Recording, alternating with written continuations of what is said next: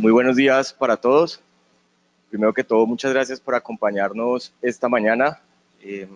Para nosotros es muy importante como Credicorp y como banca privada estar muy cerca a nuestros clientes, estar compartiendo un rato como este para contarles pues no tan buenas noticias como quisiéramos, pero temas importantes que hay que tratar y que seguramente cada año y medio, cada 2 años nos va a obligar el gobierno a estar revisando temas que nos impacta la rentabilidad de nuestros portafolios, ya no desde el punto de vista de la rentabilidad bruta, pero sí desde el punto de vista de la rentabilidad neta, que se vuelve muy importante en este contexto. El día de hoy les voy a robar 2 minutos presentándoles a los que no conocen quién es el Grupo Credicorp. Prometo que no va a ser más de esos 2 minutos. Y nos va a acompañar Lucas Solano. Lucas es el gerente de planeación patrimonial y sucesoral de la banca privada de Credicorp. Es abogado tributarista, experto en estos temas, y lo que queremos es acompañarlos con esta gerencia desde nuestro lado comercial, como les decía hace un rato, mirando las alternativas de inversión, no solo desde el punto de vista de rentabilidad bruta, sino neta. Cuáles son los vehículos más adecuados para invertir y tener una optimización desde el punto de vista tributario dentro de este contexto que nos obliga el gobierno. Después nos va a acompañar Ernesto Villamizar, presidente de la fiduciaria, que nos va a contar cómo esta reforma tributaria impactó de forma positiva o negativa las estructuras de fideicomisos desde el punto de vista de planeación patrimonial y sucesoral. ¿Quiénes somos? El Grupo Credicorp es una holding financiera, es la holding financiera más importante del Perú, con algo más de 130 años de historia. La holding cotiza directamente en la Bolsa de Nueva York desde el año 1995. Contamos con más de 40.000 empleados. Tenemos una capitalización bursátil cercana a los 18 billones de dólares. Una utilidad neta el año pasado un poco más de 1.200 millones y como les contaba, pues estamos cotizando directamente en la Bolsa de Nueva York. Las principales líneas de negocios de la holding es la Banca Universal, el BCP, Banco de Crédito del Perú. Es el banco con mayor participación en el mercado bancario de este país, tiene un poco más del 30% de participación.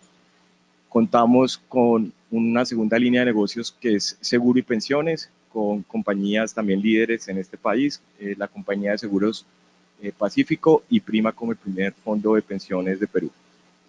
Adicionalmente tenemos un área de microfinanzas con un banco en Perú que se llama Mi Banco, es un banco independiente al BCP por la línea de negocios que maneja, y una iniciativa que tuvo el grupo que se llama Encumbra. Cuando el grupo compró Correval en el año 2012, ese mismo año montó aquí en Medellín una iniciativa de microfinanzas que se llama Encumbra. Ya lleva un poco más de 6 años trabajando, creo que ha colocado algo así más de 7 millones de dólares en tickets de promedios de 1,5 millones de pesos, principalmente aquí en Medellín, y es una iniciativa que quiere seguramente fortalecer el banco. Y nosotros estamos en el área de banca de inversión y gestión de patrimonios del grupo, con el mismo nombre de la holding, Credicorp, con nuestro apellido Credicorp Capital. Y estamos enfocados en 4 líneas de negocios. Una de ellas es el área de gestión de patrimonios a nivel regional y pues muy fuertes aquí en Colombia.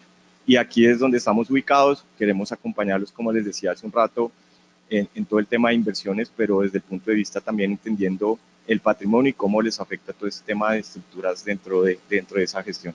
No le quito más tiempo a Lucas, les doy la palabra. Muchas gracias nuevamente. Gracias, Salim. Buenos días a todos.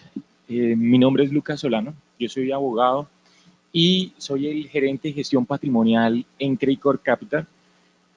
Yo creo que sí hay algunas buenas noticias, las vamos a ver durante la charla. Hay algunas buenas, otras no tan buenas, pero 2 cosas. Uno, mi rol en Credicorp Capital básicamente es tratar de que ustedes logren sus objetivos.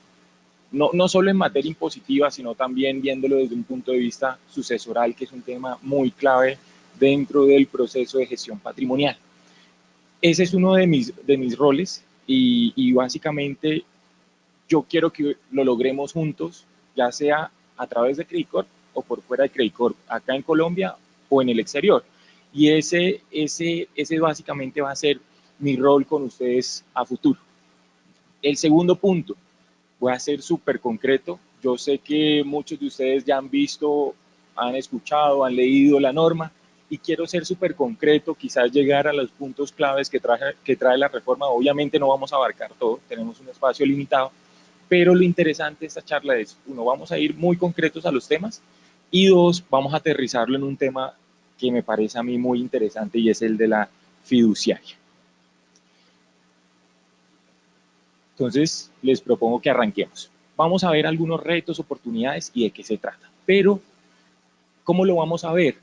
Vamos a comenzar primero, quizás por la parte de las personas naturales, y vamos a ir tocando algunos temas de personas jurídicas y cerramos con el tema de personas jurídicas. Primero, y más clave, que yo sé que ustedes saben, lo que más tocó la reforma tributaria fue el tema de las personas naturales. Ahí fue donde tuvo quizás un poco más de incidencia, y arranquemos con eso, con el nuevo sistema cedular.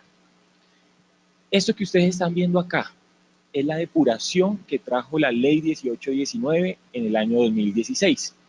Antes del 2016, nosotros, ¿qué teníamos? Porque seguro, y estaría de acuerdo con esas personas, como nos cambian tanto pues, la legislación de las personas naturales, pues es difícil uno irse pues acomodando a la nueva legislación. ¿Qué había antes de esto que les estoy mostrando acá? Antes, cuando nosotros presentábamos la declaración de renta, había una gran bolsa.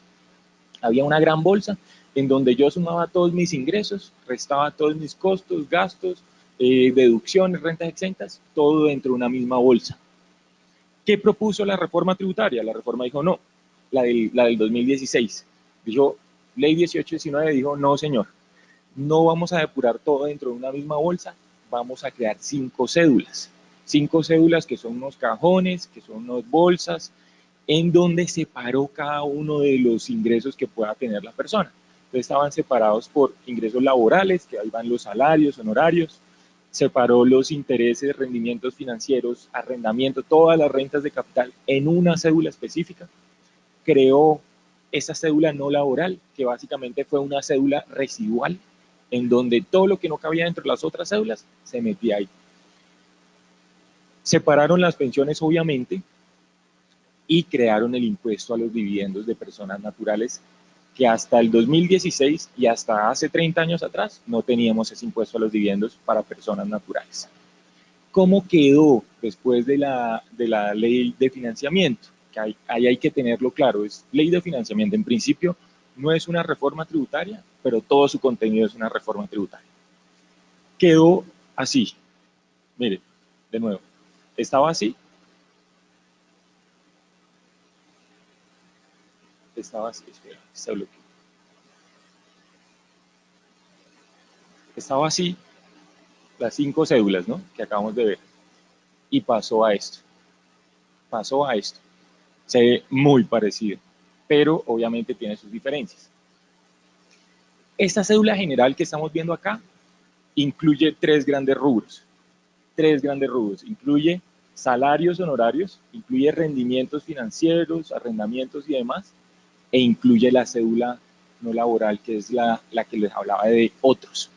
¿Qué cambio le hicieron a esta cédula general? Pues ya estamos viendo una cosa, y fue que reagruparon 3 cédulas que antes estaban separadas.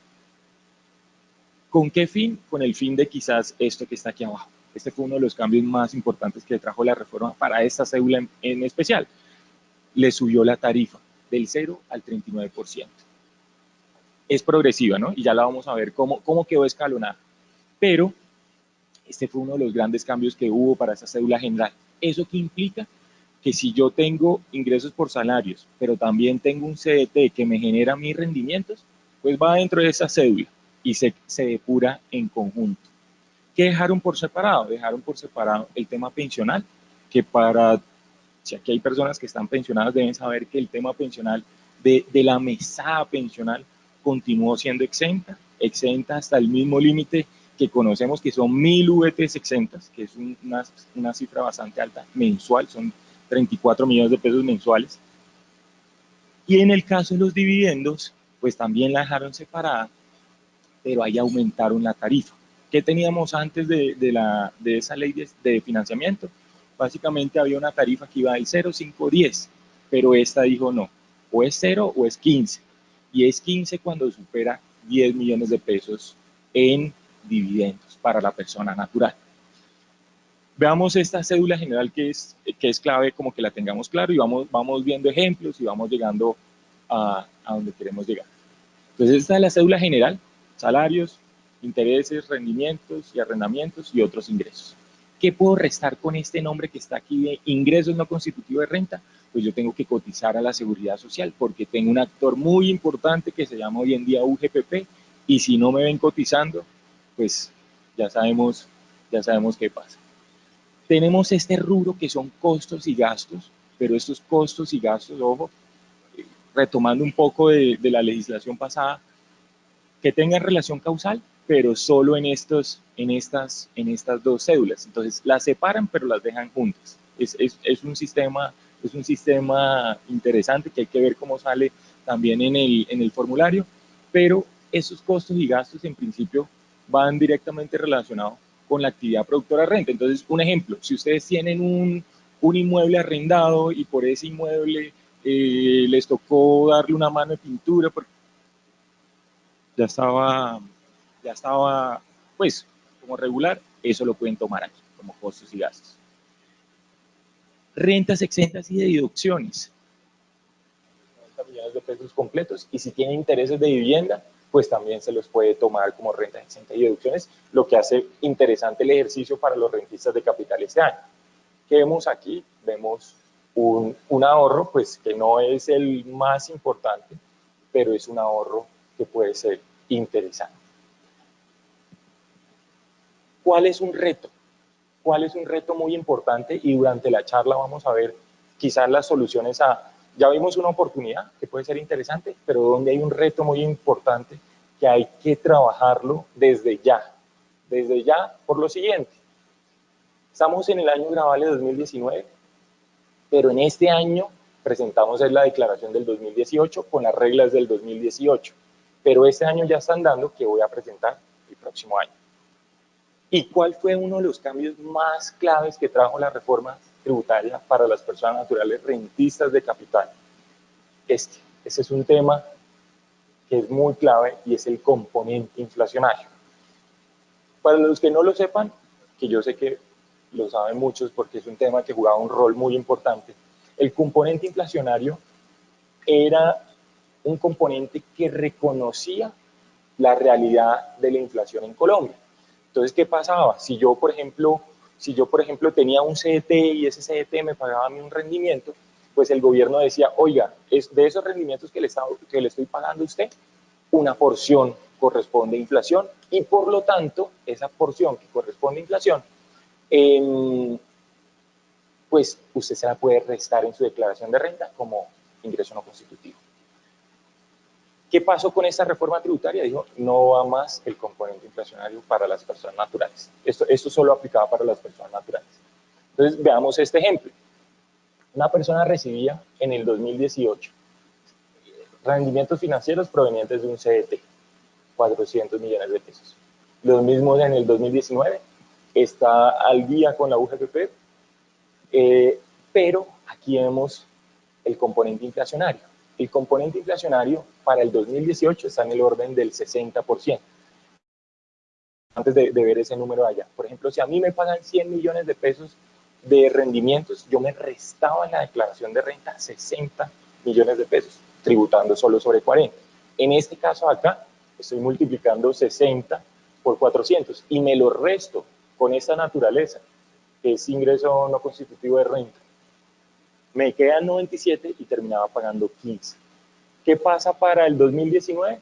Pues no me resto nada de componente inflacionario, pues asumo todo esto, no me puedo restar nada de inflación, que era lo que reconocía el componente inflacionario, y pues aquí está el efecto, y eso es algo que todos nosotros debemos tener en cuenta desde ya para la planeación del otro año, porque yo creo que muchas personas todavía no se han dado cuenta de esto y toca planear. ¿Cómo se planea? Ahora no es un tema de, vamos a ver algunas estrategias para planearlo, pero tengan en cuenta esto: esta persona que está recibiendo, digamos, en mayo del 2019, esos 400 millones de pesos, de pronto no necesita los 400 millones de pesos en mayo. De pronto los necesita son 40, no 400. ¿Eso qué implica? Implica que Si yo recibo 40, es muy distinta mi situación fiscalmente, viendo la tabla del 0 al 39, que recibir los 400. Los 400, si los recibo, a pesar de que no los necesito, pues me ponen en un rango de tributación un poco más alto, distinto a los 40. Entonces, ¿cuál va a ser el ejercicio hoy en día? El ejercicio va a ser, claro, buscar una optimización fiscal, quizás a través del alejamiento del ingreso en el tiempo, y lo vamos a ver ahorita con unas soluciones. Una de ellas la va a explicar muy profundamente Ernesto, y nos vamos a detener en esa parte, pero vamos a ver otras durante la charla. Entonces, este es un gran reto que tienen las personas naturales hoy en día. Un tema clave que voy a atarlo ahorita al tema de normalización, y es la renta presuntiva. Esto fue uno de los cambios positivos que trajo la reforma tributaria. Renta presuntiva aplica tanto para personas naturales como para personas jurídicas, y este fue un cambio muy positivo que trajo la reforma, porque básicamente, y para los que no sepan, renta presuntiva, ¿qué es? Abramos un paréntesis. Renta presuntiva básicamente es una presunción que hacía el Estado, que el patrimonio que tiene una persona tiene que generar una rentabilidad mínima. Y si mis ingresos son menores, la renta ordinaria, a esa rentabilidad mínima presunta, pues yo voy y depuro por ese orden, que es la renta presuntiva. Entonces el Estado presume que mi patrimonio tiene que generar por lo menos un rendimiento mínimo. ¿Qué pasó? Y yo creo que este cambio va muy atado, y lo voy a explicar ahorita con normalización, pero básicamente la norma dijo, vamos a marchitar a la renta presuntiva. Renta presuntiva que había sido alzada en la anterior reforma tributaria. La renta presuntiva antes de la ley 1819 del 2016 estaba en el 3%, y llevaba así en el 3% desde hace unos 15 años, tal vez 20 años. Antes estaba en el 6, la bajaron al 3, y la ley 1819 la subió al 3,5. Pero ¿qué hizo la norma? Dijo, mire, 2019 y 2020 vamos a bajarlo al 1,5, y 2021 al 0. Entonces es un ejemplo para que aterricemos las cosas. Si yo tengo un patrimonio líquido de 10.000 millones de pesos, claro, en el 2018 yo tenía que generar por renta ordinaria, es decir, por rentas de capital, por salario, por lo que fuera, un mínimo de 350 millones de pesos para no caer en renta presuntiva. Hoy en día lo que la norma me dice es, no, venga, un patrimonio líquido de 10.000, pero el mínimo que yo le voy a presumir de eso durante el 2019 y 2020, periodos grabables, no, estoy hablando en periodos grabables, son 150 millones de pesos. Yo diría, bueno, un patrimonio de 10.000 que no logre generar 150 millones de pesos, pues hay que ver qué está pasando ahí. Claro, puede pasar, sobre todo cuando uno está muy invertido en inmuebles, pero puede pasar, pero ya va siendo más difícil. Y a partir del 2021, en principio, tal como está redactada la ley hoy en día, no habría renta presuntiva. Digo en principio porque lo que hizo la norma pues, no derogó el sistema presuntivo, sino que le cambió la tarifa al sistema presuntivo. Dijo, venga, para el 2019 y 2020 es 1,5, 2021 es 0. Y ahorita lo vamos a ver por qué, cuando les comienza a hablar de pronto de normalización, vamos a entender por qué quizás este esfuerzo de marchitar la normalización. Esto me parece clave para algunas personas. Renacieron este beneficio de auditoría, que es un tema que desde hace varios años, yo estoy seguro que muchos de ustedes escucharon y trabajaron y usaron el beneficio de auditoría, pero es un beneficio que renació en esta norma. ¿Por qué? Porque es una ley de financiamiento, y lo que busca es tener más recursos, y eso es una muestra clara del objetivo de la ley. La ley no es cambiar el sistema financiero, no es cambiar el sistema tributario, no es lograr grandes cambios, no, es ley de financiamiento, es atraer recursos, y eso es una clara muestra de que ese era el único objetivo de la norma. 2019 y 2020 vamos a tener beneficio de auditoría, que básicamente el beneficio de auditoría es lograr que mi declaración de renta quede firme en un término inferior al que está establecido. Hoy en día, si no lo saben, la firmeza de las declaraciones son 3 años, y esta norma me dice, venga, si usted paga un 30% más del año anterior, quedan 6 meses. Y si paga un 20% más, quedan 12 meses. Entonces es más como para para la persona que lo necesite, para la persona que lo necesite. Veamos estos dos puntos y los voy conectando con lo que ya hemos visto antes. ¿De acuerdo? Vamos paso a paso. Impuesto al patrimonio y normalización. Impuesto al patrimonio. ¿Quién lo paga? Este está destinado única y exclusivamente para personas naturales. En principio, este impuesto al patrimonio no recae sobre personas jurídicas. No recae sobre personas jurídicas. Así está pensado, en principio, la norma. ¿Sobre qué personas jurídicas puede caer? Sobre personas jurídicas del exterior que de pronto sean dueñas de una casa en Cartagena. Sobre esas sí les aplica el impuesto al patrimonio de una persona jurídica. Ojo, persona jurídica domiciliada en Panamá, que es dueña de un apartamento en Cartagena, eso sí le cae el impuesto al patrimonio. Pero el resto, a ninguna persona jurídica colombiana le aplica ese impuesto al patrimonio. ¿Cuándo se genera? Vamos por partes.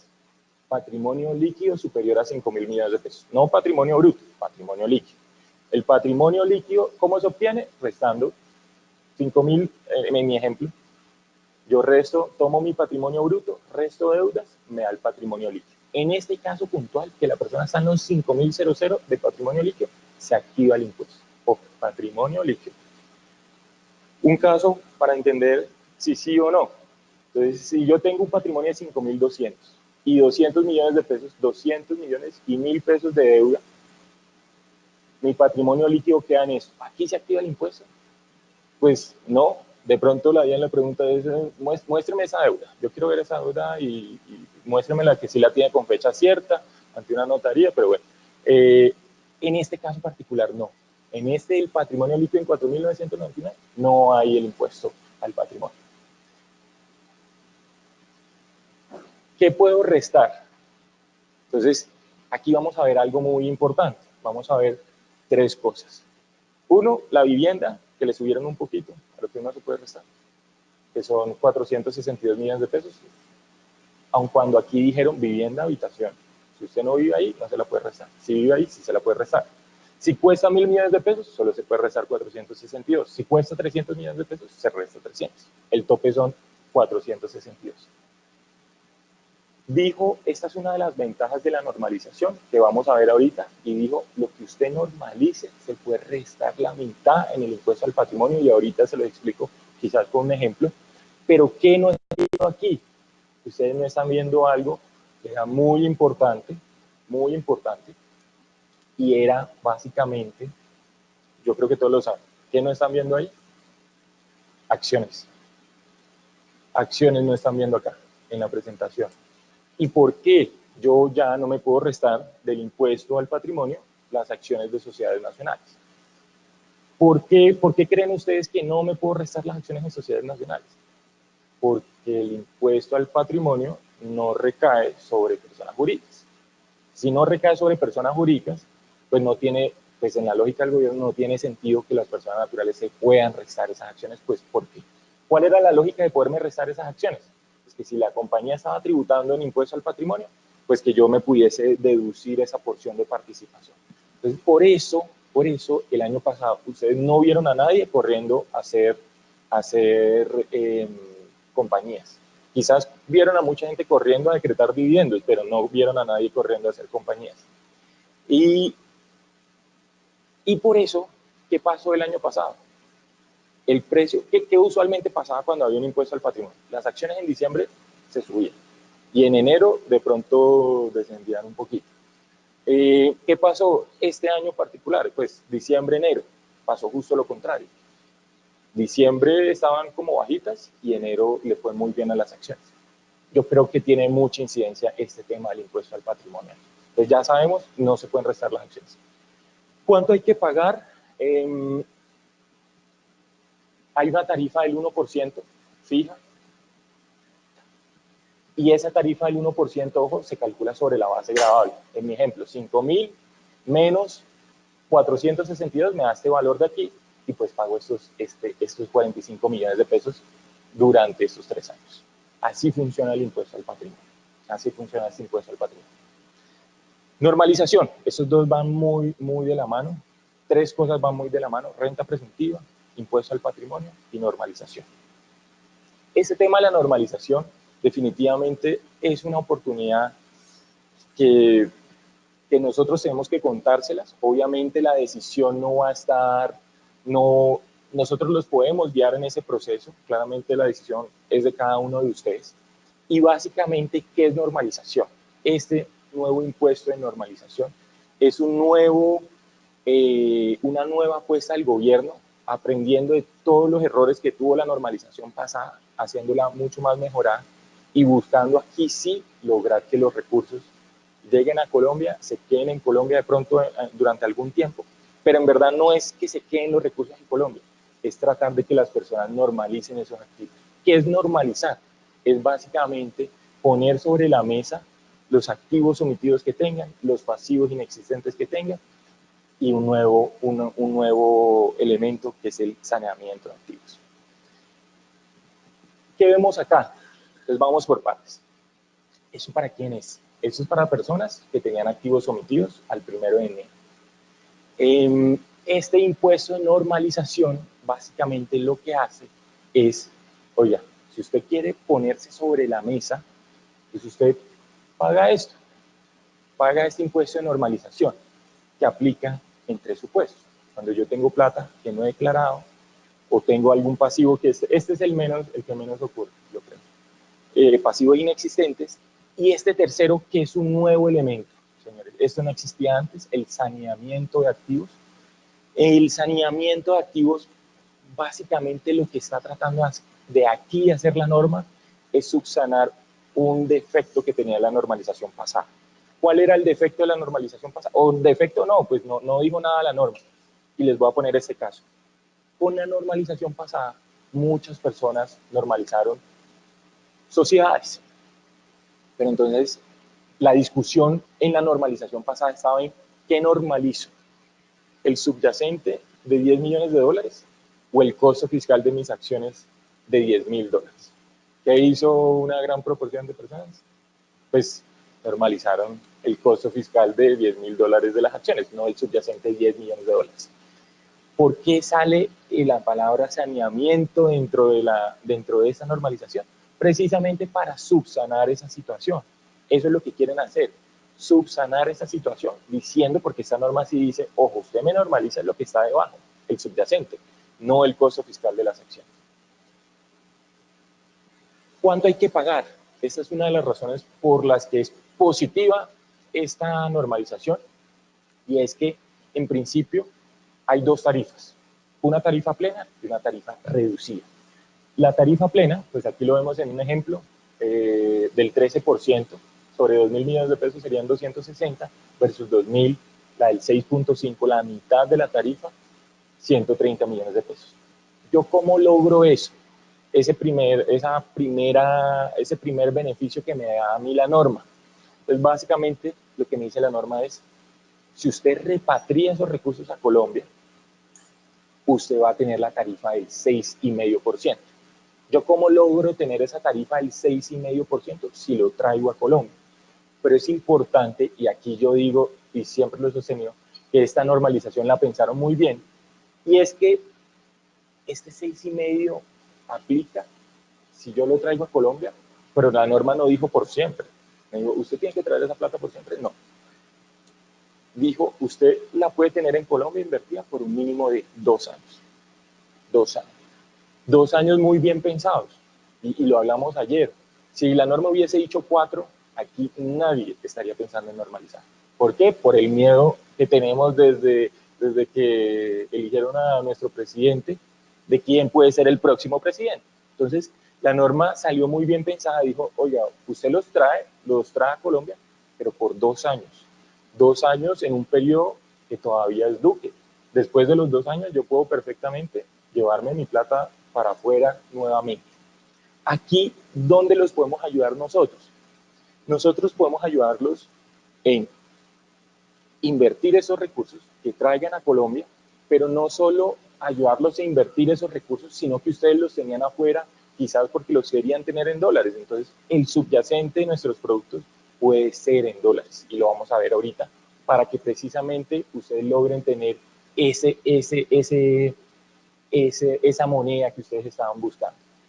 ¿Cuál es la otra ventaja? Vimos una, 6,5 por un periodo de, si lo traigo, 2 años. La otra ventaja, y por lo cual digo que la normalización está muy bien pensada, me puedo restar el 50% de lo normalizado en impuesto al patrimonio. Les pongo un ejemplo. ¿Qué pasaba en el impuesto al patrimonio anterior? Impuesto al patrimonio anterior. Si yo tenía un patrimonio de 5.000, normalizado a 3.000, mi impuesto al patrimonio recaía sobre los 8.000. Sobre los 8.000. Eso pasaba. Aquí, ¿qué me dice la norma?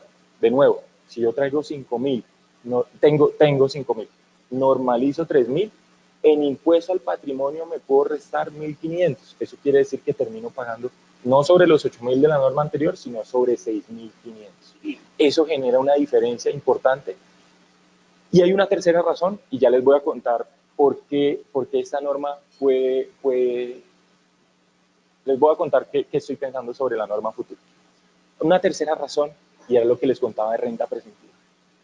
Uno de los peores efectos que tuvo las personas que se normalizaron con la norma pasada fue la renta presuntiva. Tenían un patrimonio de 2.000 y pasaban a un patrimonio de 9.000.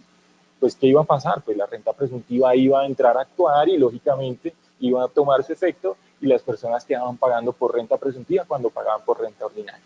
Por eso, yo siento que una de las razones para haber disminuido la renta presuntiva fue pensando en eso. Tratar de lograr no decirle no a la normalización.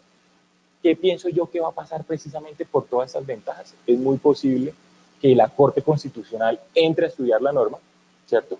Entre a estudiar la norma y diga la normalización es inconstitucional. ¿Pero cuándo lo va a decir? Lo va a decir en octubre. ¿Cuándo se presenta la normalización? Es una sola fecha, yo digo una sola función, 25 de septiembre. 25 de septiembre es la única fecha en que se declara, paga, liquida la normalización. ¿Cuándo va a salir la sentencia de la Corte? El 1 de octubre, diciendo eso es inconstitucional, pero ya no pasa nada. Cuando ya salga esa sentencia de la Corte, ya todo el mundo se normalizó y ya pues ya no hay efecto fiscal, como ya ha pasado en casos anteriores. Yo no sé si ustedes se acuerdan del 25% de renta exenta en el IMAN. Ustedes se acuerdan del IMAN seguramente. Había una discusión tremenda en si se podía restar el 25% de rentas laborales en el IMAN. Y la Corte dijo, el IMAN decía no. El IMAN decía, usted no se lo puede restar. Eso pusieron una demanda, llegó a la Corte Constitucional y la Corte Constitucional dijo, sí se puede restar, pero eso va a entrar a funcionar el otro año. Y el otro año cambiaron el IMAN. Fue cuando entró lo de la SEI. Entonces, toca entenderlo. Probablemente esa es la lógica de lo que va a pasar, pero hay que aprovechar lo que está en este momento. Aquí lo vamos a ver ahorita, dónde realizar esta inversión y quizás lograr superar el efecto tributario del componente inflacionario. Hay 3 posibilidades. Vamos a verlas muy rápidamente para ver los otros temas también. Y son estos: FICS, fideicomisos y fondos de pensiones voluntarias. ¿Dónde puedo realizar esta inversión? Quizás para normalización, o si estoy pensando en el tema del componente inflacionario. Aquí lo vemos. Este no voy a detenerme, pero en estos dos los voy a mencionar muy rápidamente de una vez. Yo les dije lo bueno de la normalización. Ahora, ¿cómo nos empuja el gobierno a...? Bueno, yo creo que sí le va a tocar normalizarse. Y es esto: mejoraron el delito de emisión de activos. Esto no es nuevo, quiero que todos sepan, eso no es nuevo, eso estaba en la ley 1819, pero ninguno de los que estamos aquí sentados vimos algo sobre el delito de emisión de activos. Pues algo, me refiero a alguien que una gran noticia diciendo se llevaron no sé qué sitio, no. ¿Qué pasó? Pues lo que dice el delito penal es básicamente quien omita activos superiores a 4.140, pues tiene esta pena de prisión y paga esta multa. Hay una graduación penal, pero esta es la clave. Esa es la clave por la cual yo creo que la Fiscalía General de la Nación esta vez sí va a trabajar. Esta vez, no, pues no trabajar, esta vez sí le va a hacer caso al delito de omisión de activos. Y es lo siguiente: ¿qué pasaba con el anterior delito de omisión de activos? Básicamente lo que ocurría era, si yo pago lo que tengo omitido y pago la multa y pago eso y lo otro, ya, hasta ahí se acaba. Lo que dice este delito es una cosa distinta. Dice, venga, no, Si usted omitió activos superiores a 7.040 millones de pesos, ahí eso sí no es excarcelable. Eso no era lo que pasaba con la norma anterior. La norma anterior decía, si usted paga, ya está por fuera. Aquí la norma me está diciendo, si usted paga, usted puede pagar aquí, pero no es excarcelable. Entonces ya aquí la Fiscalía, por eso les decía, si tiene un motivo para trabajar, y es, la norma me está diciendo, si es superior a esto, ya ahí no es excarcelable. Ahora, ¿qué trae la norma? ¿No? Pues para suavizar este tema del delito de omisión de activos, que no se vayan preocupados.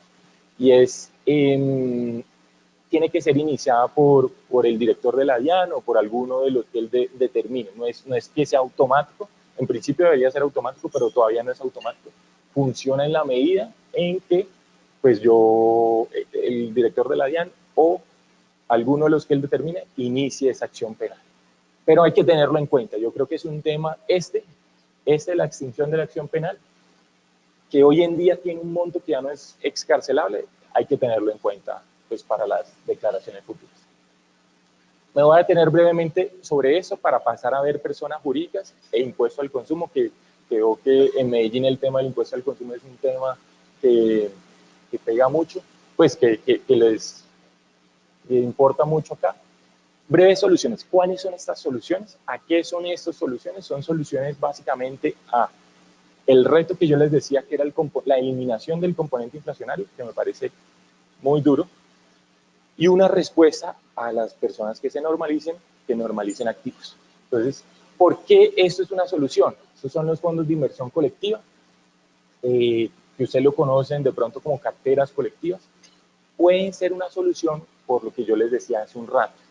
A normalización, pues obvio, porque estoy invirtiendo mis recursos, pero al componente inflacionario puede ser una solución en la medida de lo siguiente. Pueden ser una solución porque cuando yo invierto en un FIC, un fondo de inversión colectiva, y yo no toco esa plata, como les voy a mostrar ahorita, y eso se valoriza, eso me genera a mí una rentabilidad, mientras yo no lo toque, eso no es un ingreso para la persona. Y aquí ustedes deben unirlo quizás al tema que hablamos al inicio, en donde yo les decía, miren, de pronto la persona del CDT de los 400 millones de pesos que les ponía el ejemplo, quizás no necesita ese CDT en mayo, quizás no necesita los 400 sino 40. Eso se puede lograr a través del FIC, de los FICs. Entonces, ¿por qué? Básicamente porque el ingreso no se genera hasta tanto no se retiren los recursos. No se genera hasta tanto no se retiren los recursos. Y esto está repetido nuevamente en la norma, ley 1943, ley de financiamiento, lo volvió a repetir, y por lo tanto el impuesto se genera solo en la medida pues, en que yo retire recursos o parte de los recursos en la reforma tributaria. Es un ejemplo, un cliente invierte en un FIC 1.000 millones de pesos por 3 años, genera una rentabilidad durante esos 3 años de 300 millones de pesos, al cuarto año hace un retiro de 150 millones de pesos. ¿Cuándo tiene el ingreso? ¿Qué tiene de ingreso? Pues lógicamente al cuarto año, durante el año 1, durante el año 2, durante el año 3 no tuvo ningún ingreso porque no los tocó. Al cuarto año sí va a tener un ingreso y son los 150 millones de pesos. Se los pongo acá más gráfico. Esta persona invierte 1.000, genera 300 de rentabilidad, pero solo al cuarto año se genera el impuesto, se genera el ingreso porque al cuarto año es que está retirando esos recursos. Pero durante estos 3 años logró diferir en el tiempo esto, no pagó retención en la fuente, ni impuesto de renta sobre eso, pero ya al cuarto año sí. ¿Por qué al cuarto año sí? Porque básicamente hay una norma sobre los FICs que dice, FICs, distinto a fideicomiso que ahorita va a hablar Ernesto, que dice, lo primero que usted retira de un FIC son los rendimientos. Entonces, al cuarto año, pues tiene el ingreso y paga eso. Pero es una forma interesante en el manejo de los rendimientos, para que no suceda lo que pueda estar sucediendo con un CDT hoy en día. Voy a saltarme todo eso del fideicomiso.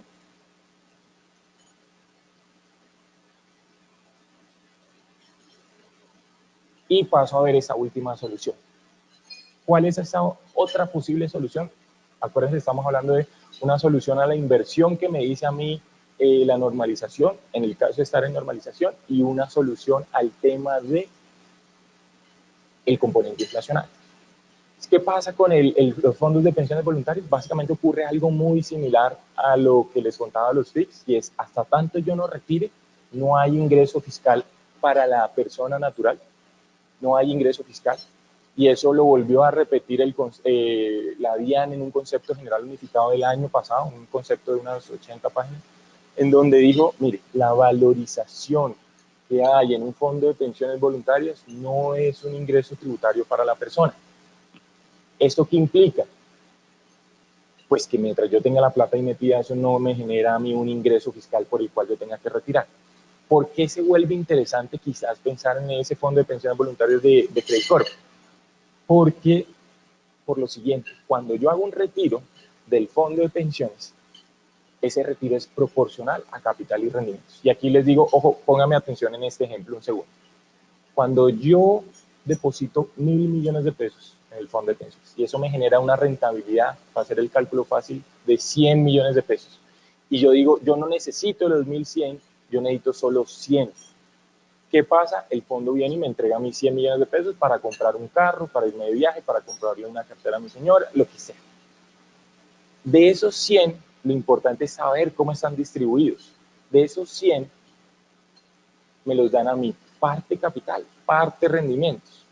¿Qué es parte capital y parte rendimientos? Pues la proporción de los rendimientos dentro del capital. En mi ejemplo, 1.000 de capital, 100 de rendimientos, yo pedí 100. ¿Esos 100 cómo me los van a entregar?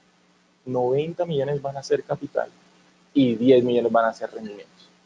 Tener 100 millones de pesos de rendimientos versus tener 10 millones de pesos de rendimientos hace toda la diferencia en la declaración de renta, por lo que ya les mostré al principio de la cédula general y cómo la cédula general me suma todos los ingresos que yo tenga por rentas de capital y laborales. Este es un ejemplo, rápidamente veámoslo. Es un ejemplo de una persona que invierte 1.500 millones de pesos, genera unos rendimientos por 400, 1.500, genera rendimientos por 400. Al cuarto año comienza a desacumular 1.900 millones de pesos. 1.900 que ya acumuló, pero cada 10 años, durante 10 años. Es decir, durante 10 años saca a 190 millones. De nuevo el ejemplo. Invierto 1.500, genero rentabilidad de 400 y desacumulo esos 1.900 de a 190 por año en 10 años. ¿Qué pasa acá? Lo que les decía, capital, rendimientos. Entonces se va manteniendo una proporción que puede ser interesante al momento de hacer la declaración de renta. Si solo, bajo el supuesto, ¿no? Si solo tuviese esa renta de capital de 49 millones de pesos que comienza a desacumular juiciosamente durante esos 10 años, obviamente, pues los rendimientos sobre rendimientos me genera un poco más de recursos. Al año 10 seguro voy a tener más recursos. Ese sería el impuesto de renta. Y durante estos 10 años, este sería el total del impuesto pagado de la desacumulación de todos esos recursos. Entonces, yo creo que es un ejercicio que puede ser muy interesante eventualmente. ¿Qué tengo que aclararles acá? Este ejercicio que acaban de ver ustedes es un ejercicio en donde yo no cumplo ninguno de los requisitos de los que me habla la norma. Ninguno de los requisitos que me habla la norma. Si yo llegase a cumplir alguno de los requisitos de los que me habla la norma, que son requisitos de pensión o estar pensionado, comprar vivienda o esperarme 10 años, son O, ¿no? Son O. Requisitos de pensión o estar pensionado, cumplir 10 años o comprar vivienda. Ahí la ecuación me cambia en el ejemplo que les estaba planteando ahorita, porque ahí yo logro generar que la rentabilidad, con base en este parágrafo primero, sea exenta. Entonces, los rendimientos sean exentos y con base en esto no deban ser llevados a la declaración de renta. Este sería el ejercicio. El cliente invierte en 1.000, obtiene rendimientos de 60 y retira todo. Se va del fondo porque se va para otro país, los 1.060. ¿Qué pasa con ese retiro de 60 millones de pesos? Pues nosotros no aplicamos retención en la fuente y esta norma está diciendo el impuesto es cero. ¿Esto para quién aplica? Ojo, yo les estaba mostrando, el ejemplo anterior era para las personas que estaban simplemente pensando en invertir y diferir en el tiempo. Este aplica para los que cumplen requisitos de pensión o están pensionados. Van a comprar vivienda o se van a esperar 10 años. Entonces son una de esas tres posibilidades. Este es un tema que da mucho de qué hablar.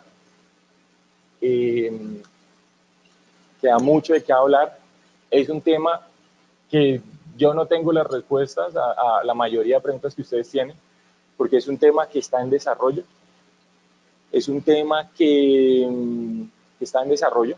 Es un tema que hay que ver cómo se maneja. Pues yo estoy confiado en que el decreto reglamentario, yo nunca le creo al gobierno cuando dice el decreto reglamentario ya va a salir, pero en este caso sí lo creo porque pues todas las escrituras están retenidas en este momento, las notarías no saben qué hacer y es el tema del impuesto al consumo. Lo que les digo, yo no tengo todas las respuestas, solo sé algunas cosas, pero espero que el decreto reglamentario sí nos aclare muchas más. Básicamente este impuesto al consumo, que sé que acá y en todo el país genera muchas inquietudes, se genera cuando yo enajeno un bien inmueble nuevo usado superior a 918 millones de pesos. ¿Quién tiene que pagar esto? ¿Quién es el sujeto pasivo? Una cosa es ser sujeto pasivo, otra cosa es ser responsable del impuesto. Son dos cosas totalmente distintas. ¿Quién tiene que efectivamente pagarlo? Pues lo paga el comprador. El comprador es el que tiene que pagar este 2% que yo tengo que pagar por este impuesto al consumo. Es el comprador, no es el vendedor. Claro, el vendedor tiene una obligación que yo espero que quede bien regulada dentro del decreto reglamentario, y es que él es el que recauda y paga en principio ante la notaría, pero las notarías no saben muy bien qué hacer en este momento, entonces están bastante quietas. Pero el comprador es quien paga el impuesto, es quien paga ese 2%. Esto lo tenemos que entender más o menos cómo funciona el IVA, tal cual como funciona el IVA. ¿Y cómo funciona el IVA? Pues sobre quien recae el IVA es sobre el consumidor final, ¿cierto? Pero yo que soy el vendedor, yo tengo que retener ese impuesto y pagárselo a la administración de impuestos. Así tal cual funciona este impuesto en principio. ¿Por qué no me parece tan interesante que el vendedor sea el que recaude? Pues porque de pronto queda, y la norma está dando esa impresión, que el comprador, el vendedor queda como responsable del impuesto durante todo el año, pues con esa obligación. Yo espero que eso quede un poco más claro dentro del decreto reglamentario, pero esa es la otra razón por la que el vendedor definitivamente no tiene por qué pagar ese impuesto al consumo. Ojo, está clarísimo en la ley que es del comprador, pero sé que la duda se genera es sobre, oiga, pero me van a decir eso, y es un ejemplo muy sencillo. Yo compro un bien inmueble de 1.000 millones de pesos, 1.000 millones de pesos. El impuesto al consumo es el 2%, 20 millones de pesos. Ya había hecho el cálculo antes, no crean que lo estoy haciendo. 1.020 millones de pesos, 1.020. Esos 1.020 millones de pesos hacen parte del costo del comprador. O sea, el comprador ya no tiene un bien que cuesta 1.000, sino que tiene un bien que cuesta 1.020 millones de pesos. Entonces, en una futura venta que él haga, ¿cierto? Pues su costo fiscal arranca en 1.020, no en 1.000. Entonces, claro, la diferencia, pues si lo vende a futuro en 1.100 millones de pesos, ¿de acuerdo? Pues ya no van a tener una utilidad de 100, sino de 80. Entonces, por eso es clave que el costo fiscal pues sea y el pago del impuesto sea del comprador, básicamente. ¿Qué está exceptuado? Bienes destinados a actividades agrícolas y desarrollo de proyectos BIS. Y con esto cierro, con este tema de personas jurídicas, y doy paso a Ernesto. En tema de las personas jurídicas hay algunos temas interesantes, ya ustedes estoy segurísimo que lo saben. Las tarifas para personas jurídicas bajaron del 33, 32, 31 y 30.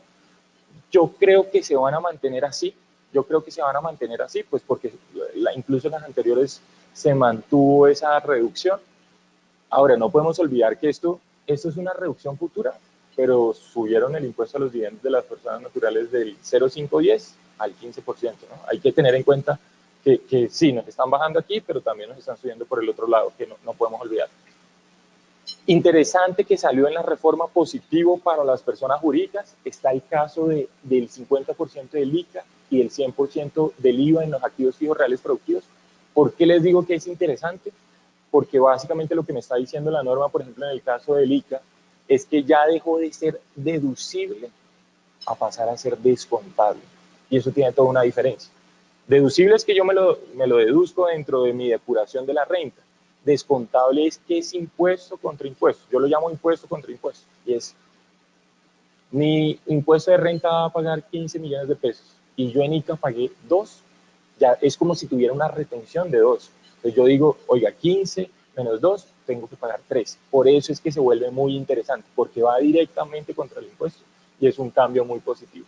La norma sigue mencionando que el 100%, el 100% de los impuestos que tengan relación de causalidad se pueden deducir ahí sí, de los que tengan relación de causalidad, y dijo el 50% del GMF sigue siendo deducible. Ahora hay una tarifa del 7.5 entre personas jurídicas. Eso es nuevo, eso no existía antes. Hay una retención en la fuente entre los pagos que se hagan entre personas jurídicas de dividendos. Es decir, si yo tengo una persona jurídica aquí abajo y una persona jurídica aquí arriba, el dividendo que me pague esta que está aquí abajo a la de acá arriba tiene una retención del 7.5%, que antes no existía en la norma, lo está incluyendo eso. Lo que dice es, y ahí sí el manejo se me hace bien complicado, es usted eso se lo puede acreditar al beneficiario, al accionista final, puede acreditar ese 7.5. Pero ¿qué pasa? Normalmente pueden que existan más compañías, puede que existan otros recursos que se están entregando, no solo los de dividendos, entonces se va a generar un proceso que no es tan fácil para mí de seguir la trazabilidad de este 7.5. Esto me parece muy bueno que lo trajo la reforma y es la posibilidad de deducirse en la declaración de renta de las personas jurídicas los pagos para educación. Educación de los empleados o hijos de los empleados. Esto me parece algo muy positivo, algo muy interesante. Todo lo que se ha destinado a becas, a créditos educativos y demás, para el empleado o el hijo del empleado. Vean aquí el poder que puede tener eso en un futuro para las empresas familiares. Esto puede ser muy interesante para las empresas familiares de este tema.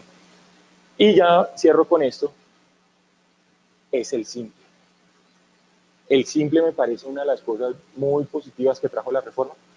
Este de acá, que les decía del ICA, el 50% del ICA de deducible a descontable, ese yo no entendí, la verdad, por qué lo incluyó la reforma, porque la verdad, eso nadie se lo pidió al gobierno y eso genera una aminoración de recaudo de casi 6 billones de pesos. 6 billones por eso acá. Por algo que nadie se había imaginado, nadie había pedido.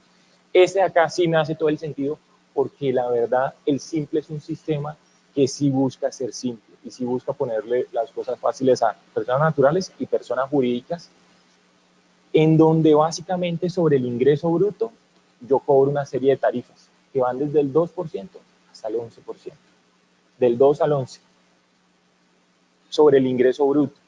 Y ya dentro de ese mismo impuesto, ¿yo qué tengo? Tengo impuesto de renta, que ya estamos viendo pues las tarifas en principio están acá del 33 o la persona natural del 39. Tengo impuesto de renta, pagando el 2 o el 11 sobre el ingreso bruto. Tengo renta, tengo ICA y tengo impuesto al consumo. Entonces, yo creo que es un ejercicio que toca hacerlo. Los que yo he visto parece que sí da un resultado interesante, pero ojo, no puede ser todo el mundo. ¿Quiénes no pueden ser? ¿O quiénes pueden ser más bien?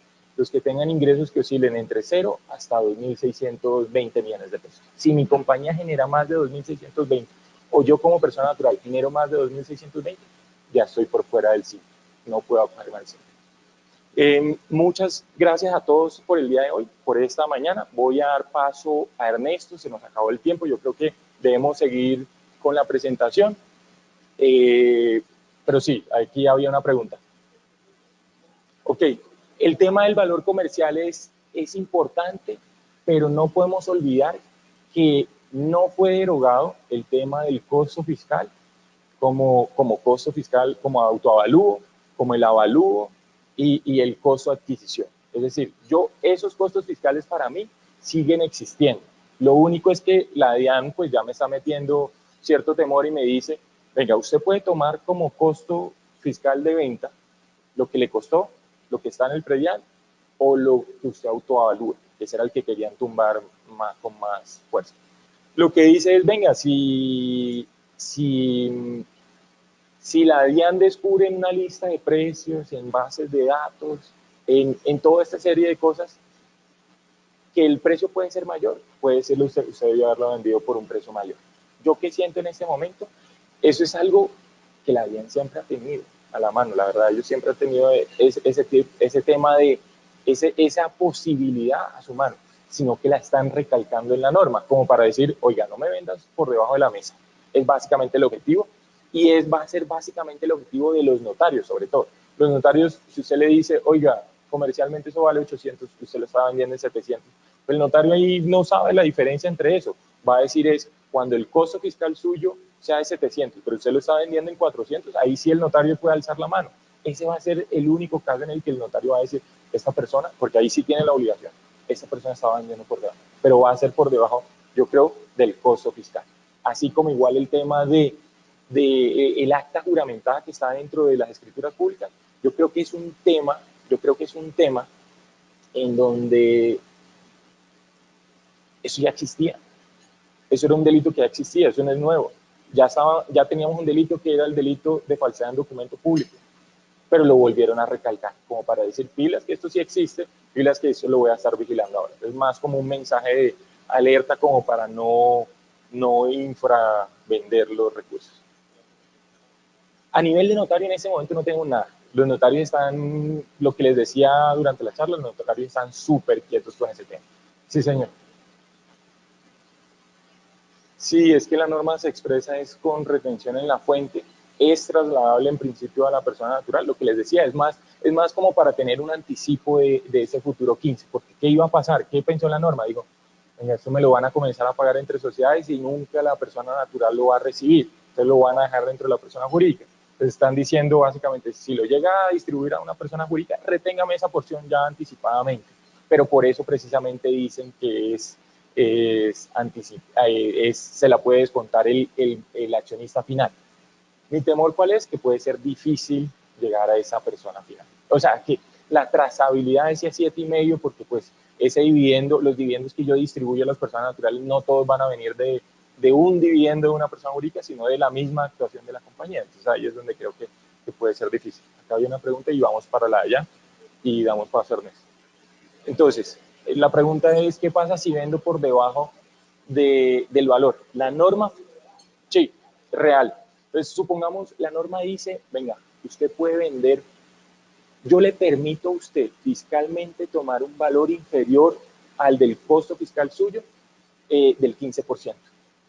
Del 15%. La norma ya reconoce esa situación diciendo es el 15%. Entonces, si el bien inmueble vale 15, usted la puede vender hasta 850 por debajo. Si usted lo vende en 700, usted tiene que decir, lo vendí en 850. Fiscalmente para usted tiene efecto fiscal, son 850. Así lo haya vendido en 700. Si usted lo vende ya en 500, ya ahí se mete en un tema de derecho civil que se llama lesión enorme y ya ahí pues se le puede caer el negocio por otra situación. Pero ya la norma está reconociendo eso. Allá y listo. En principio la norma está buscando es la enajenación del activo. La norma dice, oiga, cuando usted está transfiriendo, cuando usted está vendiendo de alguna forma el activo, usted se activa el impuesto.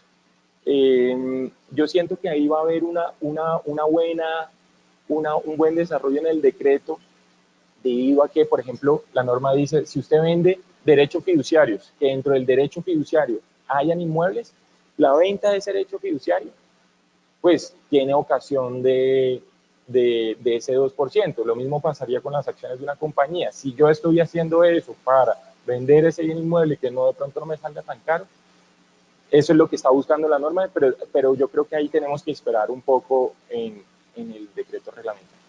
Muchas gracias a todos. Voy a estar ahorita acá afuera y respondemos algunas dudas y luego pasar a... Buenos días.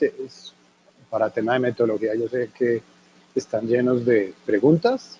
Si quieren, dejamos un espacio al final para que aprovechen todo lo que necesiten. Y y todo lo que quieran preguntar. Con toda la reforma tributaria, la pregunta, y como lo ha contado Lucas, uno tiene que barajar lo que tiene. Tiene unas estructuras de manejo de los bienes familiares o del negocio propiamente dicho, y la pregunta es, ¿mantengo esas estructuras? ¿Hago algo diferente? ¿Vale la pena mirarlo?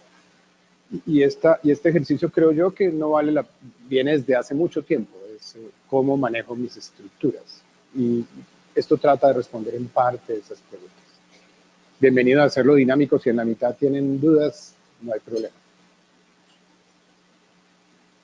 Un resumen de todo lo que ha dicho Lucas, que afecta a las estructuras personales. Uno, el impuesto al dividendo. El impuesto al dividendo es que la tasa de personas naturales la bajan al 32, 31, 30, pero me ponen 15. Luego mi tasa real se vuelve 45, 47. Entonces, por un lado me ayudan, pero por el otro lado me quitan. Dos, y el tema de que aplica a las sociedades también. Entonces, genera una cascada muy complicada. Dos, el tema de normalización. El tema de normalización nuevamente lo generaron como una oportunidad con tasa preferencial del 6,5. ¿Vale la pena o no vale la pena hacerlo? Y como dijo Lucas, yo declaré como normalización el costo fiscal de mis acciones. Pero si yo declaro el activo, ¿no vale la pena de una vez desnudarme y decir que es mejor el 6,5? Tres, unos temas de subcapitalización que se usan mucho en las sociedades de familia. Es los intereses, antes la norma decía usted no puede deducir los intereses derivados de créditos si superan 3 veces su patrimonio, en una norma que decía. Ahora quitaron ese tema y dicen usted no puede deducir más de 2 veces su patrimonio de créditos convinculados.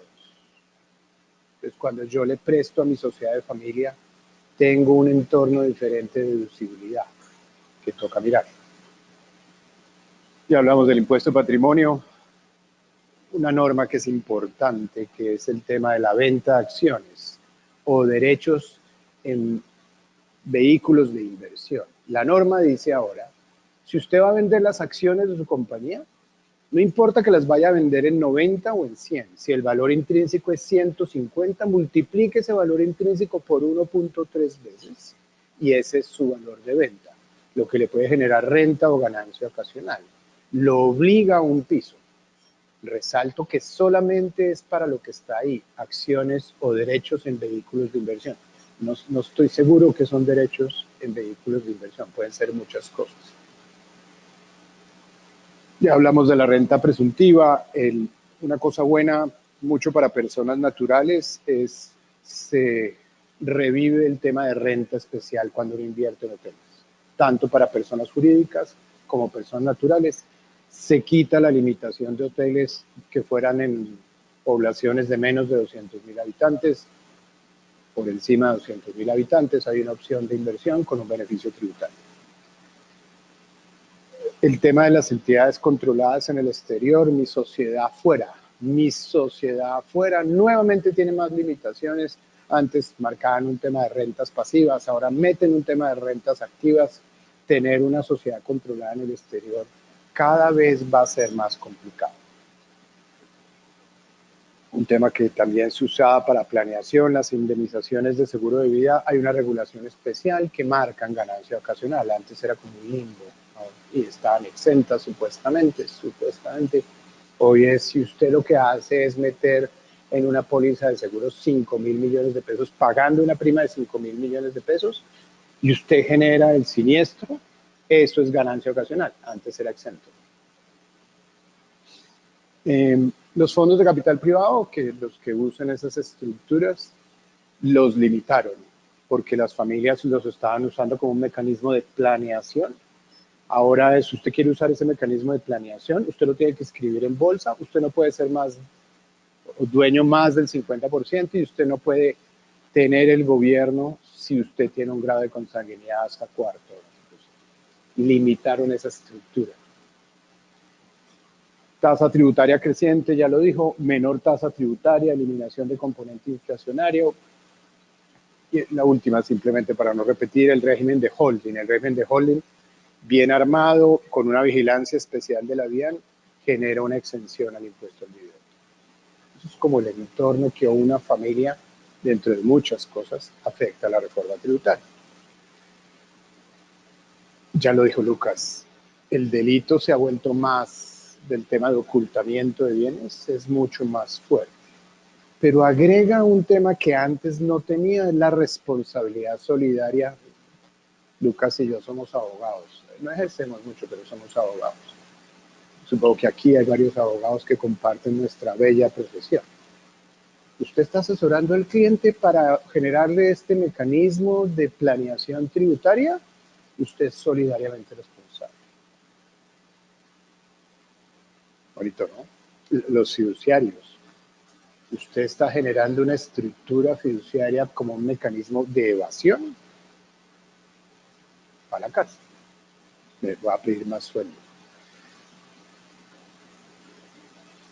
Y una cosa que ha pasado también es que el mundo ha cambiado. El mundo ha cambiado, es que hay una transparencia de información. Hoy ocultarse es supremamente difícil. ¿Y por qué? Por todo eso que está aquí. Usted quiere vincularse a una entidad financiera, me llena ahora más papeles. Me tiene que llenar más papeles. No es que la entidad financiera quiera molestar, es que la ley lo obliga. Entonces es mucho más complicado. Toda la identificación de propietarios que hoy se informa a la DIAN cuando yo tengo una sociedad. 3, todo el tema del beneficiario final. A mí no me tome del pelo. Una sociedad cuyos accionistas son otras sociedades, yo quiero llegar al beneficiario, al de carne y hueso. A mí no me tome del pelo. Los que tienen inversión en bancos afuera saben que, dígame que esa plata usted la declaró en Colombia. Y certifíquemelo a través del abogado y o contador. ¿No vieron un aviso que yo no sé si salió en el tiempo? Todos aquellos que no hayan renovado matrícula mercantil, las sociedades las manda a disolución y liquidación obligatoria. No me la dejen en liquidación, no me la dejen ahí. No, no, no, se la voy a liquidar. Porque uno lo que hacía era generar a la sociedad, la dejaba ahí, nunca renovaba matrícula mercantil porque no tenía sanción. Y me metía en un tema tributario y como eso no es vigente, pues me metía en ese mundo. Se la liquido. Declaración de activos en el exterior que ustedes conocen.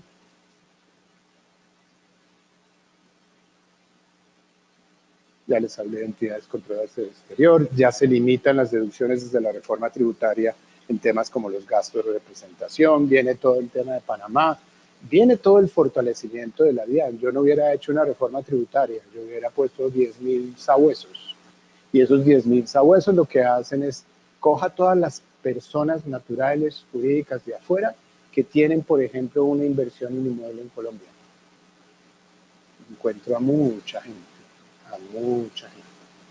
Y la DIAN se va a fortalecer. Esas son las buenas noticias, qué pena. Pero como dijo Lucas, hay noticias positivas en la estructura, porque normal, el peor mes de una fiduciaria es diciembre. Es horrible. ¿Por qué es horrible? Porque todos los clientes se vuelven inteligentes. Todos se vuelven inteligentes. Necesito hacer una sesión de derechos fiduciarios de mío a mi hijo. Todos se vuelven inteligentes. Entonces, ¿por qué ese comentario? Porque cuando uno usa estas estructuras, lo que tiene que es planear. Planear en el tiempo. Hacerlo bien. No, haga un fideicomiso. No, espérese, ¿eso vale la pena o no vale la pena? Porque uno puede planear a través de diferentes estructuras, sociedades en Colombia, trust afuera. En la reforma también se habla de cómo se regulan los trusts afuera que se asimilan a una fiducia mercantil en Colombia. Nosotros, o yo por lo menos, solo vendo fideicomisos. La pregunta es, con la reforma tributaria, ¿eso sigue siendo válido o no sigue siendo válido? ¿Y cómo lo podría uno comparar con una persona natural de una sociedad? Una propaganda. El sector fiduciario es inmenso, inmenso, inmenso, inmenso, pero la gente no sabe que es inmenso. En Colombia se manejan más de 23.000 fideicomisos. Los activos bajo administración superan el 50% del PIB colombiano. En todo tipo de negocios, se manejan más de 23.000 negocios. ¿Cuáles de esos son fideicomisos familiares? No tengo ni idea porque no tiene esa clasificación. Pero en ese proceso, una fiduciaria como nosotros maneja más de 60 estructuras de esas. Cada vez es más fuerte. ¿Y por qué es más fuerte? Porque tiene una regulación muy interesante que es ejemplo a nivel latinoamericano, que es el patrimonio autónomo, los fideicomisos desde el punto de vista jurídico y tributario son supremamente fuertes. ¿Claro hasta acá? Un fideicomiso es una estructura como una sociedad, y perdón la simpleza con la que voy a hablar. Un fideicomiso es como si fuera una sociedad. Yo aporto unos bienes al fideicomiso como los podría aportar una sociedad. La diferencia, simpleza, perdón, es no me entregan acciones, sino me entregan derechos fiduciarios. Y genero un vehículo especial que, a diferencia de una sociedad, es administrado por una fiduciaria con las órdenes del cliente. Señora fiduciaria, haga caso. Le doy 10.000 millones de pesos e inviértalos como yo quiera. Señora fiduciaria, tenga este inmueble y cuando Arquitectura y Concreto cumpla las condiciones, entrégueselo al fideicomiso que generó Arquitectura. De esta presentación se las vamos a enviar para todo lo que necesiten. Como les decía, el fideicomiso en Colombia tiene una estructura jurídica y tributaria muy fuerte, todo eso. A mí lo que me gusta resaltar de la estructura son estas cosas. Y voy a profundizar un poquito en esos para explicarles por qué es una opción para manejar negocios o una estructura familiar. Nosotros vamos y hacemos conversatorios, como mi presidente ahorita. Vamos y hacemos conversatorios con las oficinas de abogados. ¿Y por qué vamos a los conversatorios a hacer con las oficinas de abogados? Porque cuando yo estudiaba Derecho, este cuento lo he echado 7.000 veces, cuando yo estaba estudiando Derecho, la mujer más bonita que había en mi clase se llama Vicky Turbay. Sale en todas las revistas. Es una mujer absolutamente espectacular. Y yo tenía clase de contratos con el doctor Muñoz y excepcionalmente Vicky se sentó a mi lado. Y dije, no, estoy de suerte, esto es una belleza tener a Vicky a mi lado. Y empezaron a hablar de fiducia. Y yo no paré bolas. Duró 15 minutos la clase de fiducia. Siendo un mundo absolutamente inmenso. Los abogados no siempre sabemos de fiducia. Es más, las más de las veces no sabemos de fiducia y todos los entornos que conllevan. Y la fiducia es una opción para reemplazar sociedades. Es una alternativa y así empieza la charla. Es yo cómo puedo planear. Y esto lo que hace es comparar un fideicomiso, una sociedad anónima y una SAS. Yo puedo a través de un fideicomiso actuar sin necesidad de hacer una sociedad. La respuesta es sí. Un fideicomiso no reemplaza una sociedad de confección. Un fideicomiso no reemplaza una sociedad de construcción. Pero cuando yo tengo una estructura familiar donde tengo inmuebles, inversiones, un fideicomiso sí genera valor agregado. Y entonces yo por eso hablo con los abogados. ¿Usted por qué le recomienda a su cliente que haga una SAS? Si usted le puede recomendar hacer un fideicomiso. ¿Claro? ¿Por qué? Porque un fideicomiso es un vehículo jurídico separado, independiente. ¿Por qué? Porque ese vehículo jurídico arrienda, recauda, paga, invierte. Lo que nosotros los abogados decimos, hace actos jurídicos. Ese fideicomiso tiene unas normas mucho más flexibles que las sociedades. ¿Quiere tener asamblea o quiere no tenerla? ¿Quiere tener comité o junta directiva o quiere no tenerla? Son mucho más flexibles. Con las discusiones de los abogados, especialmente de familia, hay un abogado que es muy famoso en los temas de familia, que se llama Emilio Wills. Y una vez sentado hablando con él es, Ernesto, es que con su cuentico de los fideicomisos, yo nunca he visto que usted tenga fideicomitente tipo A, tipo B, tipo C. Y yo digo, sí, yo puedo tener fideicomitente tipo A, tipo B, tipo C, y además beneficiario tipo A, tipo B o tipo C. Yo cojo, constituyo un fideicomiso, paso todos mis bienes en el fideicomiso y nombro como beneficiaria a mi señora de manera irrevocable. Cuando yo no esté, le giran 30 millones de pesos mensuales de manera irrevocable. de manera prioritaria. ¿Eso se puede hacer a través de una sociedad? El fideicomiso de frente dice las cosas. Esta estructura está para proteger el patrimonio familiar. ¿Eso se puede decir en una sociedad? Tiene esas alternativas. Yo siempre digo un cuento malo. Usted se imagina, yo tengo 2 chinos, los chinos ya son mayores de edad, y los dos van a estudiar administración, están estudiando administración. Y entonces, pero si no estudian administración, sino filosofía y ciencias políticas, y los siento en una junta directiva de una sociedad, ¿tienen la capacidad para tomar decisiones? Simplemente es un entorno. Los fideicomisos, puedo restringir que mi yerno inteligente que recibió derechos fiduciarios no vote. No, usted podrá tener derechos fiduciarios porque me equivoqué en la planeación, pero usted no entra al comité fiduciario, papito. Tiene esas cosas. En las sociedades también se puede hacer eso. Pero no es aburrirlos, es un vehículo jurídico que hace una cantidad de cosas.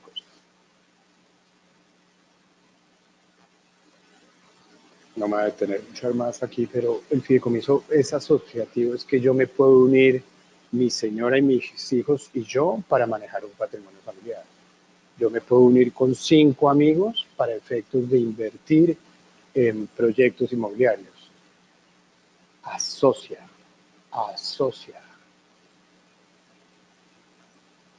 Una cosa que acaba de decir Lucas es con el hipoconsumo. Si yo aporto los bienes a un fideicomiso, y una pregunta por allá, si yo aporto los bienes a un fideicomiso, ¿eso es una venta? No. Yo, Ernesto, tengo un inmueble, lo traspaso a un fideicomiso. ¿De quién es el inmueble? De un fideicomiso, pero es realmente mío. Yo no lo estoy vendiendo, lo estoy aportando a un fideicomiso.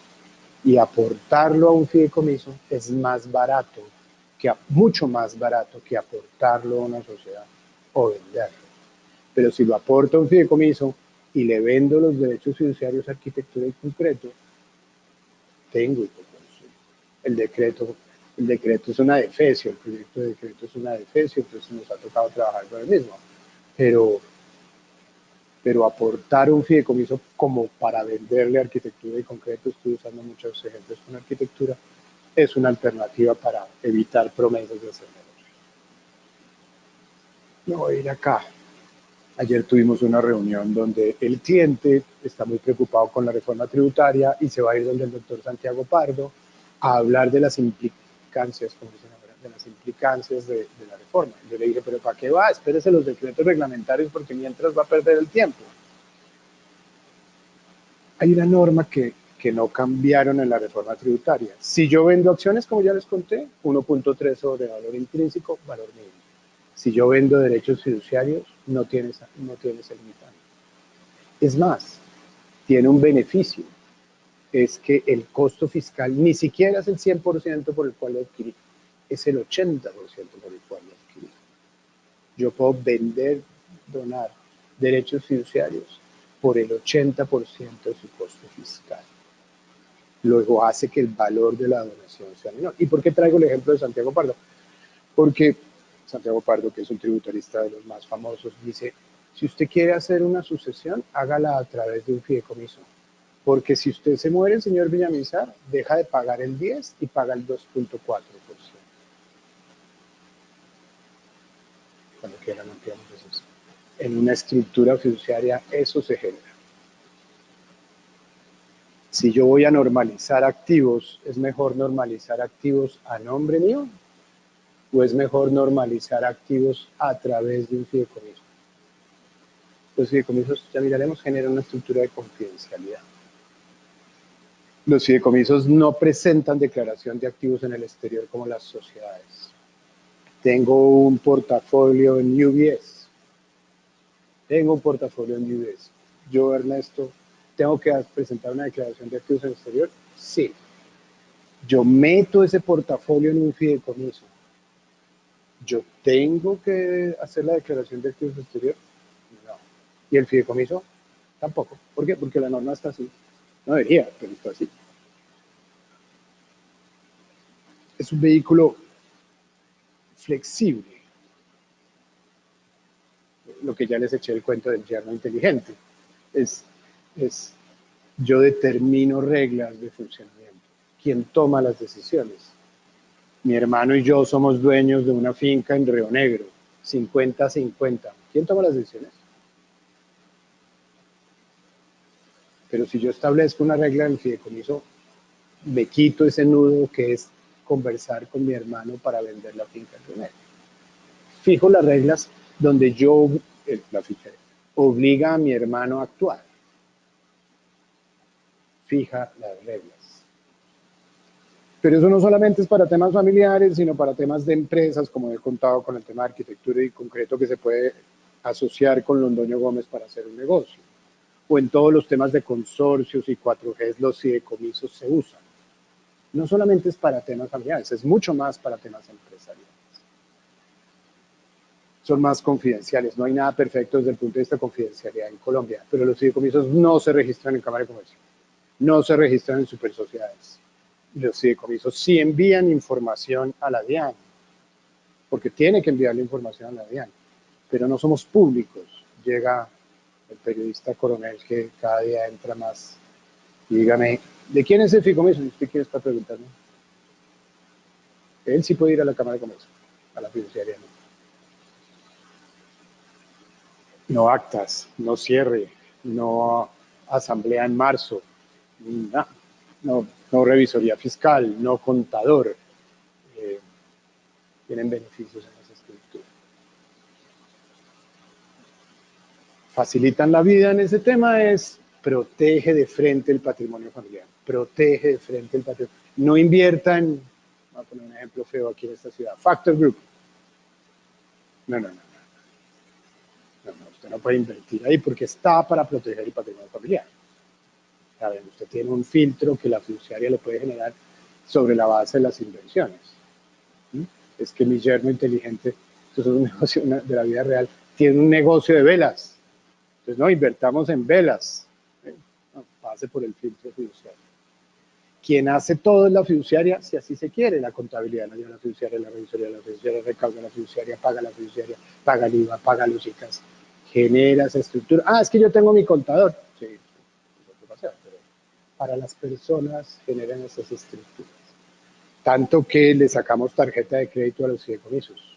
Tenemos un convenio con Bancolombia donde sale una tarjeta de crédito a nombre de mi señora, lamentablemente, pues, sale una tarjeta de crédito a nombre de mi señora, pero es del fideicomiso. Y saca un aporte del fideicomiso y ella gasta en Zara. Eso no es un gasto deducible, pero facilitan la vida, señor. La pregunta es, yo constituyo un fideicomiso, yo tengo unos derechos fiduciarios, se los regalo, se los dono, se los vendo a mi señora y a mis hijos. Y tengo unas deudas con el banco y el banco me dice, señor, venga para acá.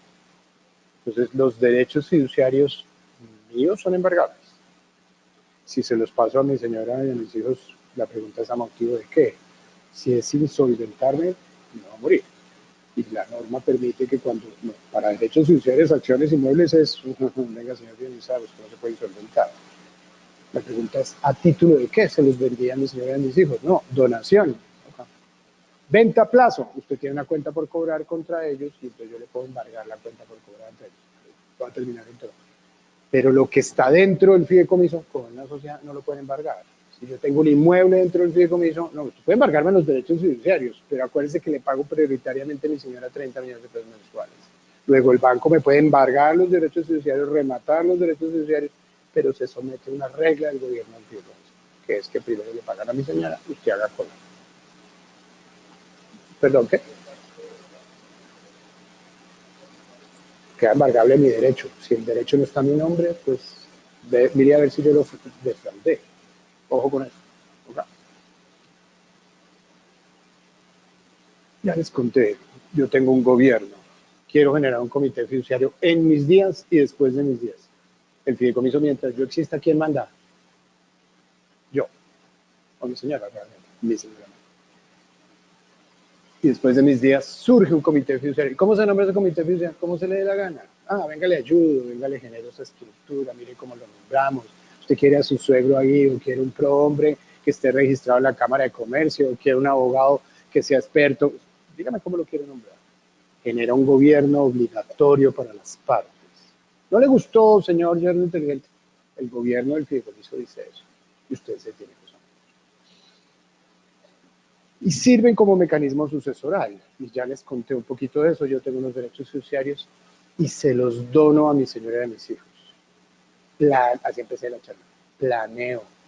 Voy a generar una estructura de administración de mi patrimonio familiar. ¿Y cómo la voy a manejar? De esta manera. Y entonces es en el tiempo. Entonces constituye un fideicomiso, dónele N fórmulas para hacerlo. ¿Okay? Tributariamente, ¿los fideicomisos sirven de planeación? La respuesta es sí. ¿La reforma tributaria tocó los fideicomisos? La respuesta es no. Un fideicomiso en la ley no tiene ninguna ventaja tributaria salvo el tema del diferimiento del ingreso.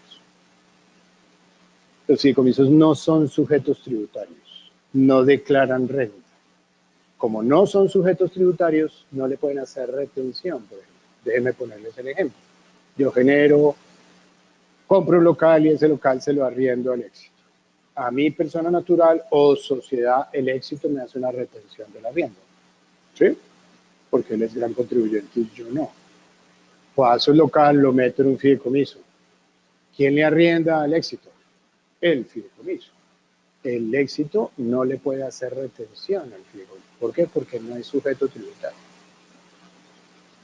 En los fideicomisos, eso no quiere decir que el fideicomitente no vaya a pagar impuestos, pero por lo menos hay un diferimiento, hay un mejor manejo de caja. Por eso hacemos este cuadro. ¿Usted tiene una sociedad? Sí. ¿Y esa sociedad paga impuestos? Sí. ¿Usted es villamizar? Sí. ¿Y usted paga impuestos? Sí. ¿Usted tiene un fideicomiso? No, el fideicomiso no paga. El que paga es usted, villamizar. Y eso todo está, renta presuntiva, renta fuente, impuesto a la riqueza o el patrimonio, nunca han sido sujetos tributarios, son los dueños del fideicomiso. Dime. ¿Qué te pasa? Aquí falta una pregunta adicional y es ¿cuánto cobra la fiduciaria? Y te lo va a contestar. Yo siempre digo que la mísera comisión fiduciaria, que es mísera. Déjame, ya llego allá. ¿Listo? No tiene impuesto al dividendo. Los fideicomisos no generan utilidades después de impuestos, porque no apropian para impuestos. Tienen una caja y una utilidad. Y el cliente nos dice, devuélvame esa caja o devuélvame la utilidad. ¿Y eso es un dividendo? No. Luego no tributa el 15. Como dice Pambelé nuevamente, es mejor no tributar el 15 que tributar el 15. Y lo último es, existe un concepto de pago en cuenta. Mi familia constituye un fideicomiso, y lo que produzca el fideicomiso no se lo pido, lo dejo dentro del fideicomiso. No me lo giran, no me lo pagan. Yo tengo que poner esto en mi declaración de renta porque no hubo pago aún en cuenta. Los asesores tributarios antes decían que no, después que sí. Hoy casi la gran mayoría dice que mientras no haya pago aún en cuenta, salvo en un tema de dividendos y venta de inmuebles a plazo, a mí no me han pagado. Luego yo no lo pongo en mi declaración, aunque se haya generado el fideicomiso. Pero advierto, hay posiciones tributarias a contrario. Salió un concepto de la DIAN que ratifica lo que yo estoy diciendo, pero para mirar. Tu pregunta. Eso estaba muy bonito, señor Leonza. ¿Eso sí vale la pena o no vale la pena? Esto es un ejercicio a mano alzada. Cuando uno hace esas estructuras, les solicita a los clientes como una obligación, siéntese conmigo y su asesor jurídico y tributario, porque esto es una decisión a largo plazo. Entonces, un ejemplo rápidamente es una familia que tiene unos derechos fiduciarios, que le rinden esos derechos fiduciarios el 5, que tiene 12 inmuebles, que cada inmueble vale 2.000 millones, que los tiene arrendados, que tiene un portafolio, estos están miles de pesos, de 7.000 millones, que le renta el 6, tiene unas acciones, no tiene. La idea es comparar eso con una sociedad, un fideicomiso y persona natural. Y tiene unos ingresos derivados de ese tema que ya vamos a mirar. El ejercicio lo que busca hacer mano alzada es, ¿vale la pena hacer un fideicomiso? Si yo hago una sociedad, si yo me quedo como persona natural, ¿vale la pena o no vale la pena? ¿Qué me cuesta? ¿Qué me implica desde el punto de vista de ingreso? Entonces, pues tengo un balance de persona natural, un balance de fideicomiso, un balance de SAS, que es muy parecido a lo que acabo de contar, y genero una estructura patrimonial. Constituir una sociedad en Colombia es venenoso, venenoso. Lo que le paga a una Cámara de Comercio y notariales es confiscatorio, iba a decir, pero nada más. Y esto es lo que muestra de manera, mano alzada, es, voy a generar un PIG, persona natural, patrimonio autónomo y SAS, y resalto temas en rojo. Resalto temas es que tengo un portafolio de inversiones, tu pregunta, que me generan este ingreso, que es igual en las tres estructuras, pero tengo gastos diferentes en las tres estructuras. ¿Por qué? Porque una sociedad tiene Cámara de Comercio, una sociedad tiene contador, una sociedad tiene medios magnéticos, una sociedad tiene una cantidad de cosas que se reflejan acá. Y eso es lo que tratamos de reflejar. Que en el patrimonio autónomo yo no tengo contador, no tengo revisor, tengo una mísera comisión judicial. ¿Sí? Y yo, persona natural, me puedo quedar quieto, pues tengo que pagarle a un contador. Y entonces tenemos esta utilidad, 391, 365, 334. Y una apropiación para renta que asumimos para todos los efectos de sencillez del 30%. Clávele a todo el mundo el 30%. Ah, una persona natural. ¿Cómo hace uno para pagar menos renta y menos impuesto al patrimonio? Fácil. Tenga menos renta y menos patrimonio. Fácil. ¿Y cómo hago hacerlo? Ponga los patrimonios en sus hijos o en su señora o en sus nietos. Repártalo. Es una tasa tributaria del 30%. Es una tasa agresiva porque si yo le mando a mis hijos, la tasa tributaria de mis hijos es mucho menor que mi tasa tributaria que soy un empleado. ¿Sí? Mándelos allá. Hasta ahí viene el ejercicio, es súper sencillo. Pero ¿dónde está la caja realmente? La caja realmente es que tengo la persona natural, tengo los 391 millones de utilidad, pago impuestos, yo, persona natural, y chao, me quedan 254 millones de pesos. Tengo un patrimonio autónomo. El patrimonio autónomo no genera la renta, la genero yo, pero el patrimonio autónomo tiene menos utilidad porque tiene unos gastos adicionales y me quedan 353 millones de pesos. Pero al final del día, en el patrimonio autónomo, si no tengo pago de bono en cuenta, este pago de impuestos no se da. Luego la estructura se va a dar en el tiempo, se va a dar en el tiempo, pero al primer año, si yo no pago bono en cuenta, pues no pago renta. Si pago en el tercer año, pues va a pagar más renta, la que dejé de pagar en el año 1, pero en el año 3. ¿Listo? Y en una sociedad lo que tengo es una estructura que me genera 218 millones de pesos. ¿A dónde va la conclusión? El patrimonio autónomo, para tu pregunta, si yo rindo el 6 y lo meto como persona natural, antes tenía la deducción del componente inflacionario, ahora no la tengo. 2, yo lo que quiero generar es un mecanismo de planeación a futuro y eso tiene un costo. Si me quedo como persona natural, no pasa nada. Pues me muero y mis herederos pagan un 10 y no aprovecho unas ventajas tributarias que sí me pueden dar la sociedad o que sí me pueden dar los griegos. Y armo mi sucesión en el tiempo. Y la presuntiva ya no me importa. ¿Por qué? Porque en el 2021 se acaba. Entonces, el mensaje es, ustedes quieren planear, pueden quedarse quietos, pueden hacer una sociedad o pueden hacer un fideicomiso. Ese es el mensaje. Y las diferencias de caja son muy pequeñas. Acercarme a este.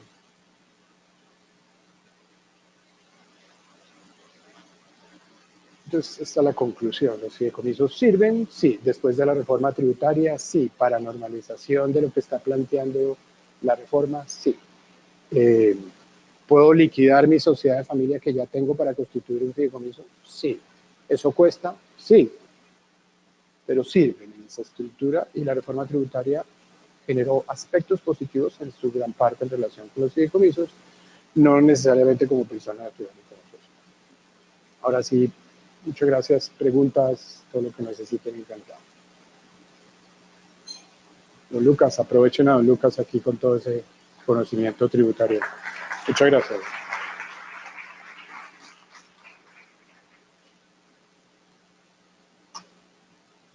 Ahora sí, levantada mano. ¿Ninguno? Señor.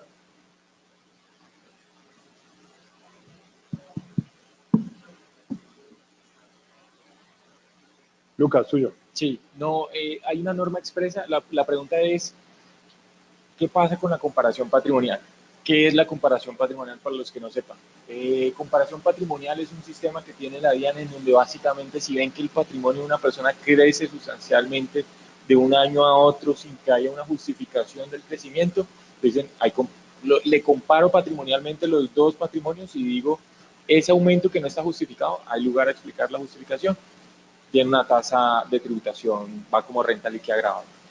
Esta norma expresamente dice no hay renta por comparación patrimonial y lo normalizado no constituye renta líquida agravable, no tiene sanciones fiscales, no tiene sanciones cambiarias y no hay delito penal de omisión. Entonces, en esa materia va bien por ese lado, no habría esa comparación patrimonial. Por este lado había una pregunta. Okay. Los títulos que yo tengo y me generan a mí un rendimiento financiero, en principio van a estar sometidos, son un rendimiento financiero y no voy a poderles descontar nada, a menos lo que vimos. Entonces, ahí fue toda la charla de Ernesto hablando de, mire, el fideicomiso no tiene beneficios tributarios, pero hoy en día, ante un escenario en donde no existe un componente inflacionario y en donde el fideicomiso puede generar un diferimiento del ingreso en el tiempo, no del impuesto, del ingreso en el tiempo, puede ser una salida. Y la segunda pregunta sobre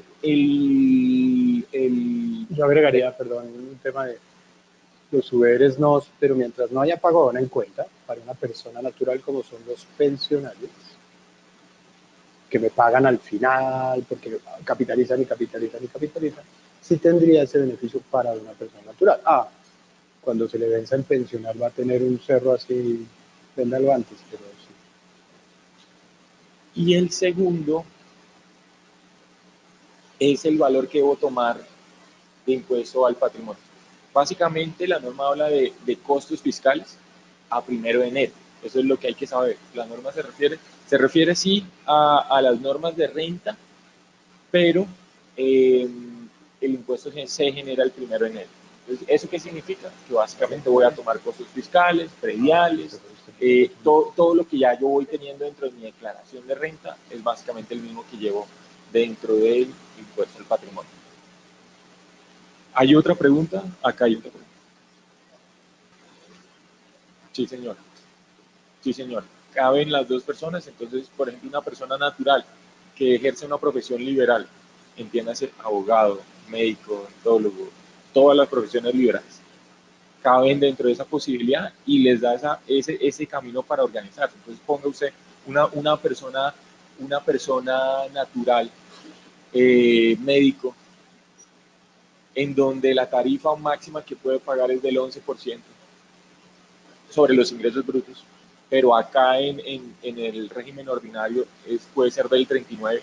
Yo creo que sí hay que meter el cálculo porque definitivamente puede ser positivo para algunas personas.